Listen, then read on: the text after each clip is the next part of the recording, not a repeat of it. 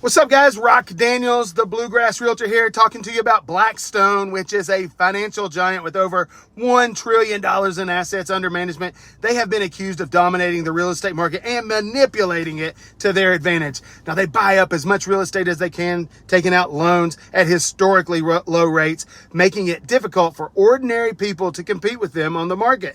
Now, Blackstone's flagship fund, which is Blackstone Real Estate Investment Trust, or REIT, suffered a bank run in November 2022 with investors trying to withdraw their money, but Blackstone responded by putting a lockdown on investors' money and refusing to allow them to withdraw any of their funds. Now, this was followed by two more bank runs in December of 2022 and January of 2023. Now, in February of 2023, Blackstone then defaulted on a $562 million bond backed by a portfolio of stores and office buildings. Now, bondholders have demanded payment, but Blackstone claims that this is a small part of their portfolio and has refused to pay.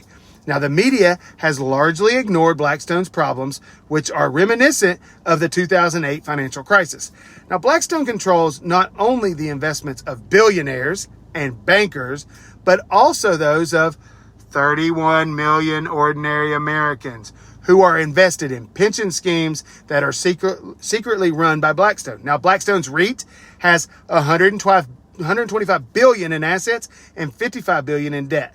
Blackstone has written into its contracts with customers that it can have half redemptions and refuse to give customers their money back, which it has done already. Now, this is legal, but Blackstone has also defaulted on its debt, which is a more serious problem because the European property market is the root cause of Blackstone's problems, but the valuation drops that we're seeing in the United States have been more severe. Now, Blackstone's claim that the defaulted bond is only a small part of their portfolio is questionable. Now, if the rest of their portfolio is going well, then why can't they just pay off their debt? Now, if the entire fund defaults, what will happen to their major investments? Blackstone is trying to convince the world that they don't have any problems, but the truth is starting to come out right now, and it does not look good for Blackstone.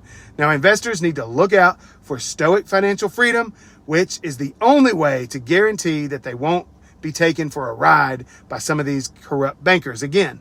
Now, Blackstone has long been accused of rigging the market, and their actions in recent months have only reinforced this belief.